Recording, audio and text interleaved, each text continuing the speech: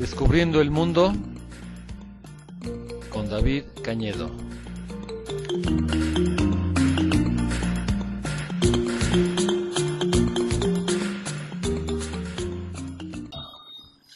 Hola, ¿qué tal? Aquí estamos en su programa Descubriendo el Mundo, como todos los miércoles a las 5:30. Ya llevamos más de un año con estos programas. ¿Cómo ven ustedes? Qué rápido se va el tiempo. Tenemos media hora para platicar del tema que nosotros queramos. Ya ven que les estaba hablando yo de Asia Central, de todo eso. Ahora esta semana va a estar un poco relacionado, pero en realidad de lo que les quiero hablar es de un tema más general, que es la geopolítica, ¿sí? La geopolítica. Vamos a ver qué significa eso.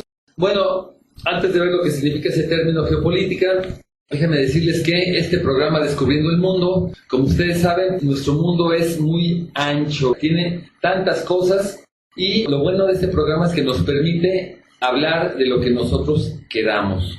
Descubrir el mundo, a fin de cuentas, permite una amplia gama de temas. Ya ven que a veces les hablo de geografía, a veces les hablo de historia, de ecología. En algún momento dado también les he hablado de la medición del tiempo, de mis viajes que he hecho, prácticamente de lo que se me ocurra, ¿no? Les podría yo hablar de ciencia, de alguna novela que yo leí, de lo que sea. A fin de cuentas, todo entra dentro de ese gran tema general que es descubrir nuestro mundo, nuestro planeta. Hay tantísimas cosas que no sabemos, y de lo que se trata, el objetivo es de conocer y comprender un poquito más el planeta en el que vivimos. Entonces, prácticamente casi cualquier tema es permitido. Mientras sea para comprender un poco más el mundo en el que vivimos, realmente casi cualquier tema está permitido. Bueno, pues la geopolítica, fíjense ustedes, es un término que se utiliza para describir las relaciones de poder entre los diferentes estados, ¿sí? Por lo general, los diferentes estados o naciones o tribus o clanes, o puede ser cualquier sistema político en el que utilice la gente, pero las relaciones que se dan de poder entre los diferentes grupos, pueden ser naciones, pueden ser clanes, pueden ser imperios, puede ser lo que sea. Entonces, todos los grupos humanos que están conviviendo unos con otros, tienen que relacionarse en muchos niveles distintos.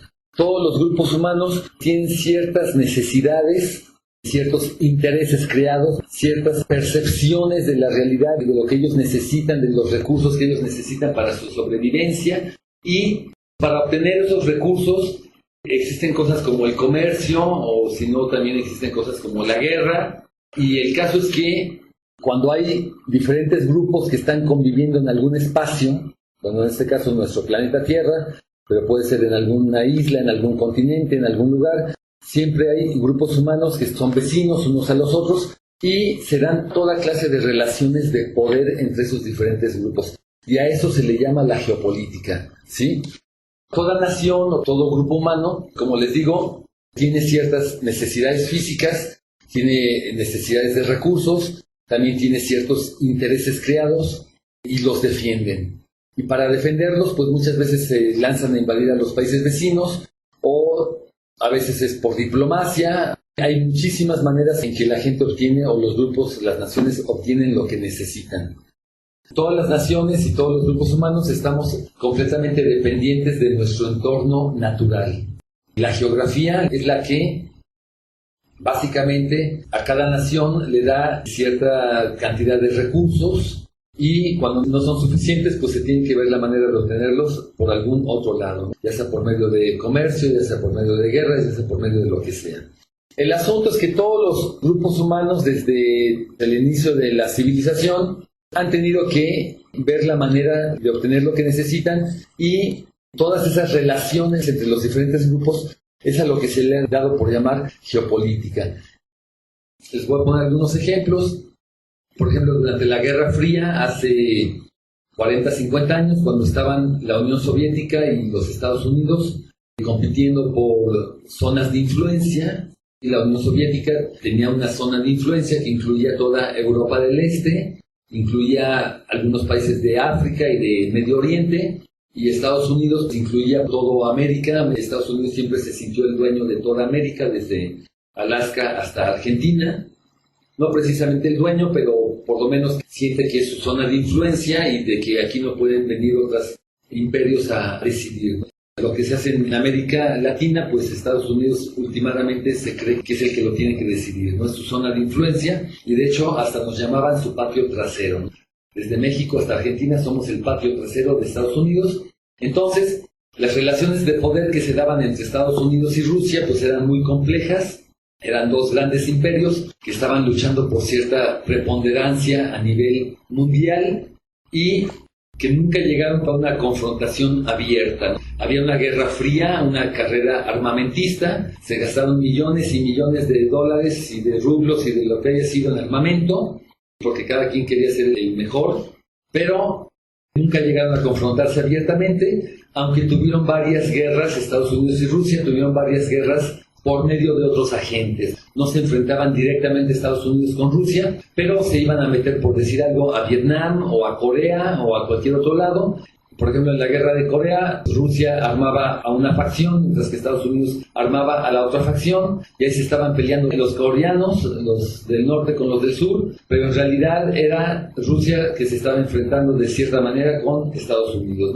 Y todo eso, todas esas guerras directas o no directas, todo eso entra dentro del gran juego que se llama la geopolítica. Otro ejemplo que les puedo poner es hace 100 años o 200 años, cuando el Imperio Británico estaba en su apogeo. El Imperio Británico, que había conquistado una buena parte del mundo conocido, uno de esos lugares fue la India, ¿no? India, que es inmenso, es un país inmenso, había sido colonizado por los ingleses, pero no les bastó con India, sino que se lanzaron también a conquistar Asia Central. Pero resulta que Asia Central es la zona de influencia de Rusia, del Imperio ruso. Todavía no existía la Unión Soviética, pero estaban los rusos, que los rusos siempre consideraron que Asia Central era su zona de influencia y que los ingleses no tenían nada que hacer ahí. Entonces, por ejemplo, en Afganistán ahí estaban metidos los ingleses, que no tenían nada que hacer ahí realmente, pero pues ahí estaban metidos, y los rusos no podían permitir que los ingleses tuvieran demasiada influencia en esa zona del mundo. Para ellos, el hecho de que los ingleses estuvieran metidos en Afganistán, pues era en cierta manera una provocación, ¿sí? Entonces había toda una serie de situaciones que se dio por llamarlo en aquel tiempo, se le llamaba el gran juego, de Big Game en inglés, así se le llamaba. El gran juego, que era el juego de la geopolítica entre el Imperio Británico y el Imperio Ruso, que estaban tratando de ganar zonas de influencia en Asia Central. Bueno, pues actualmente sucede lo mismo, ya no es el Imperio Británico, ahora son otros agentes, son otros actores los que están en el escenario mundial. Actualmente todos sabemos que es el Imperio estadounidense, el que venció en la Guerra Fría. La Unión Soviética se colapsó y quedó el Imperio estadounidense, los gringos, como el principal imperio en este momento. Realmente es un imperio, aunque no se llame un imperio oficialmente, es una república, pero en realidad un país que tiene más de 1000 bases militares en todas partes del mundo, realmente es un imperio, ¿no? Y el imperio estadounidense tiene sus zonas de influencia, tiene sus intereses creados por todas partes del mundo y los defiende. ¿Ok? Al mismo tiempo, hay otras naciones que también están luchando por su tajada del pastel. Entonces China le está queriendo pisar los talones a Estados Unidos, Rusia también anda por ahí, y hay otras naciones que se llaman las naciones emergentes, como por ejemplo Brasil, o Sudáfrica, o Rusia, o India, los famosos BRICS, así se les llama, los famosos BRICS, que también están luchando por su tajada del pastel. Y ahorita en este momento, en los comienzos del siglo XXI, el factor número uno que decide todas estas relaciones de poder, lo que llamamos la geopolítica, a fin de cuentas vendría a ser el producto número uno del comercio internacional. ¿Cuál creen ustedes que es lo que mueve a nuestro mundo moderno? Lo que permite que nuestro mundo moderno funcione como funcione. Pues estamos hablando evidentemente del petróleo. Sobre el petróleo ya les he hablado en otras ocasiones, hasta le dediqué 2 o 3 programas, según recuerdo, y estaba yo diciendo en alguna ocasión, ya tiene un poco de rato de que tocamos este tema, que nuestro mundo moderno no podría funcionar un solo día sin el petróleo. Actualmente en este momento son como 80 y tantos millones de barriles diarios los que se comercian de petróleo, ¿sí? 85 millones de barriles diarios, cada barril tiene 159 litros o 42 galones, estamos hablando de 14 mil millones de litros diarios de petróleo los que se necesitan para mover a nuestra civilización moderna. Esto es muchísimo, muchísimo, pero de todo esto ya les he hablado en otras ocasiones. Y ahorita lo que voy a decir es que, pues para obtener ese petróleo, para que nuestro mundo moderno pueda seguir funcionando, se hace lo que se tiene que hacer. Estados Unidos tiene el 5% de la población mundial. Ni siquiera llega al 5%. La población mundial actualmente son 7 mil millones de personas. Y la población de Estados Unidos son 300 millones de personas. Es como el 4% de la población mundial y, sin embargo, consume el 35% de todos los recursos, no solo del petróleo, sino también de metales, también de todos los recursos que hay en el planeta. La tercera parte de los recursos van para mantener el estilo de vida de los gringos allá en Estados Unidos. Son el 4% de la población mundial y consumen el 35% de todos los recursos. Entonces, pues es una situación muy, muy dispareja. Para mantener el estilo de vida en Estados Unidos, se necesita que muchas otras naciones y muchas otras personas no tengan ni lo suficiente para irla mal pasando. Y el caso es que Estados Unidos, para mantener ese estado de las cosas, esa situación, necesita ejercer su influencia, su mano dura en sus más de 1000 bases militares que tiene por todas partes del mundo, simplemente para mantener este estado de las cosas.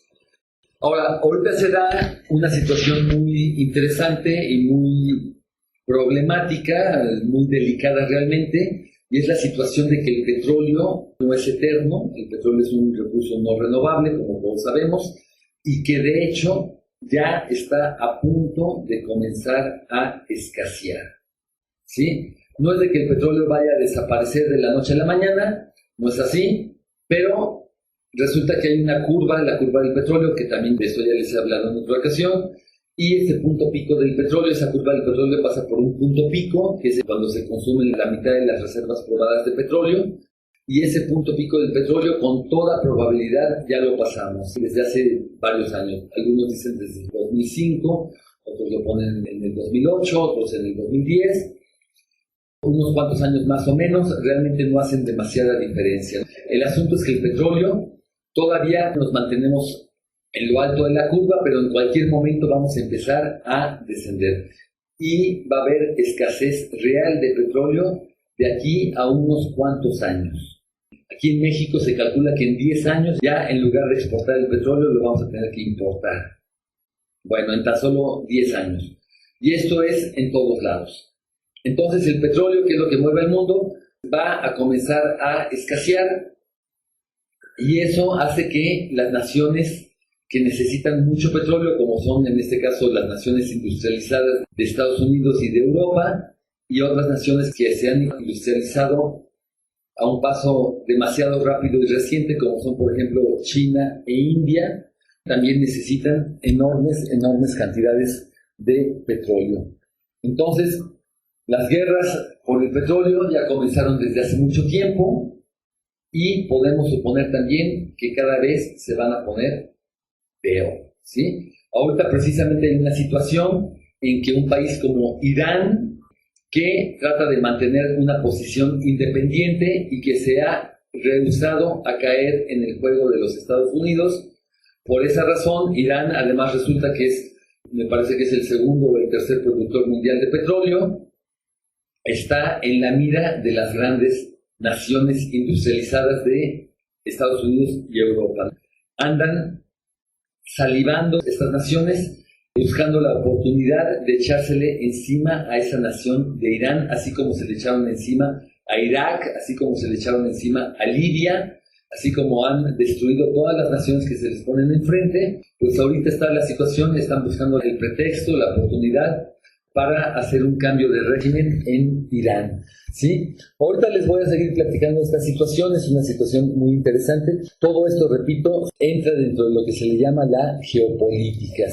Pero vamos a hacer una pequeña pausa y vamos a escuchar una canción precisamente de este país de Irán. Sí, Irán está allá en Medio Oriente, está colindando con todas esas naciones de Asia Central de las que les hablaba yo la semana pasada.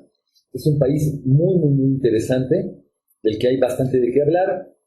Ahorita vamos a hablar un poquito de eso, pero vamos a hacer una pequeña pausa y vamos a escuchar una canción de ese país de Irán.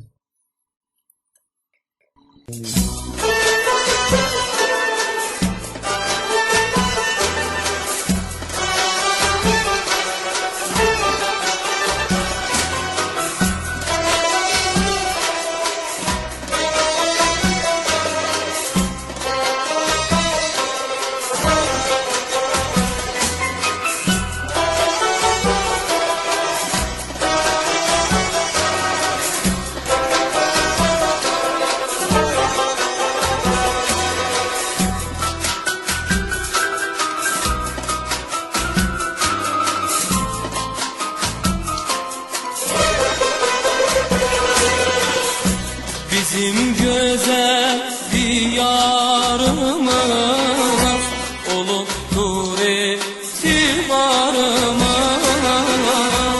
Bizim güzel diyarımız oluptur itibarımız. Korunmağa bu vatani, yaşatmağa seni meni. El bir ola, el bir ola, yol bir ola, dil bir ola. El bir ola, el bir ola, yol bir ola, dil bir ola.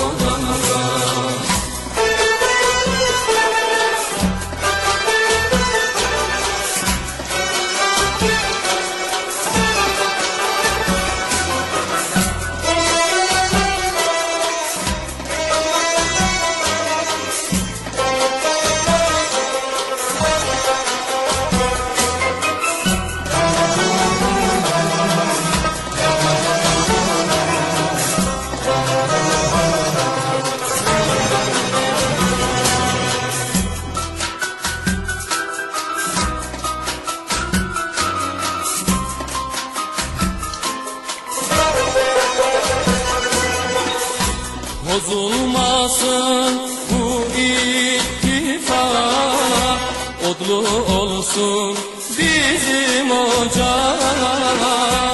Bozulmasın bu ittifak, odlu olsun bizim ocak. Düşman bize bakanmasın, korkumuzdan yağanmasın. El bir ola, el bir ola, yol bir ola, dil bir ola. El bir ola, el bir ola, yol bir ola, dil bir ola. El bir ola, el bir ola, yol bir ola, dil bir ola. El bir ola, el bir ola, yol bir ola, dil bir ola. El bir ola, el bir ola, yol bir ola, dil bir ola.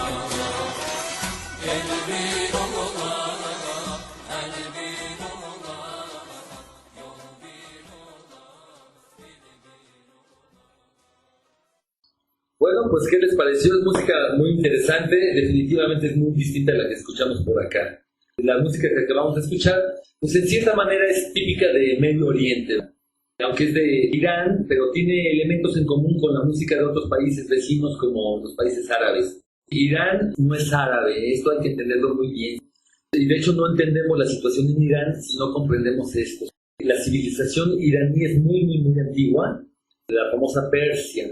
Los griegos a Irán lo llamaron Persia, pero el nombre real es Irán. Ahí hablan un idioma que se llama Farsi, que únicamente se habla en Irán, aunque también se hablan otros idiomas en Irán porque también tiene muchas etnias. Pero el Farsi es el idioma oficial y la raza Farsi, o sea, la raza iraní, la etnia, es muy distinta a los árabes. El idioma es distinto, la mentalidad es distinta y hasta la religión es distinta, aunque en Irán son musulmanes igual que los árabes, pero esas diferencias tan grandes en culturas, son culturas muy distintas, de alguna manera también se tiene que ver reflejado en la religión, ¿sí? A pesar de que toda esa región del mundo es el Islam, son musulmanes, por cuestiones históricas, los árabes siguieron una facción del Islam que se llama el Islam suní o los sunitas, y los iraníes es otra facción completamente distinta del Islam que se llaman los chiitas. Y entre los sunitas y los chiitas han estado peleados desde hace más de 1500 años. ¿Cómo era de esperarse, verdad? El asunto es que la cultura iraní es muy antigua, tiene una historia milenaria, por lo menos 3000 años de historia, es un pueblo muy orgulloso de sus raíces, ha habido grandes imperios en Irán. Los iraníes resienten mucho el hecho de que una nación advenediza, que no tiene historia, como los Estados Unidos. Los Estados Unidos es una nación que hace apenas 200 años se estaba criando, 250 años, y que es un actor relativamente nuevo en el escenario de la historia, que de repente viene a decirles a ellos lo que tienen que hacer. Los iraníes tienen su orgullo como cualquiera, ¿verdad? Como cualquiera. Entonces, ¿por qué los gringos que vienen del otro extremo del mundo, así que ni siquiera andan por ahí, no tienen nada que hacer ahí, y vienen a decirle a todo el mundo ahí en Medio Oriente lo que tienen que hacer? Esta situación es muy delicada. Ahorita hay un riesgo real de guerra. Hay gente en Estados Unidos que está empeñada en hacerle una guerra a Irán en este momento, aunque también hay voces dentro de los grandes mandos allá en Estados Unidos que están en contra de una guerra, que se dan cuenta que una guerra en Irán sería un tremendo error por parte de Estados Unidos.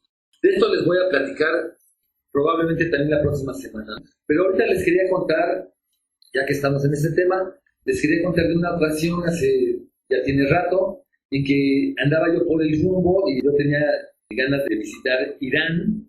Irán, repito, es una cultura milenaria y tiene lugares que deben de ser muy interesantes de conocer. Hay ciudades legendarias como por ejemplo Isfahán o Shiraz. Shiraz e Isfahán son dos ciudades con unos mezquitas fabulosas. Cuando ven unas fotografías de eso, cuando a uno le gusta un poco de esas cosas, se toma uno la molestia de averiguar un poco sobre el país, y realmente hay lugares que deben de ser muy interesantes de conocer ahí en Irán. Y la ciudad de Teherán, que es la capital, ya es una ciudad grande, ya tiene varios millones de habitantes. Esas ciudades deben de ser muy interesantes también, pero a mí no me llamaba tanto la atención la capital. A mí lo que me llamaba la atención es, sobre todo, en ciudades más pequeñas. Y el asunto es que yo andaba viajando en bicicleta. Este fue un viaje muy largo que yo hice en bicicleta. Yo empecé desde el sur de Francia. Estamos hablando, bueno, esto ya tiene rato, esto fue desde el 86, ya tiene más de 25 años. Y el asunto es que yo estaba en el sur de Francia y empecé a viajar en bicicleta y mi intención era llegar hasta India. Sí, hasta India. Es una buena distancia, son como 10,000 kilómetros. Pero el problema no era la distancia. En realidad yo recorrí mucho más que eso. 10,000 kilómetros pues es bastante, pero se hace. Realmente no es el problema la distancia, el problema fueron las fronteras, cruzar las fronteras.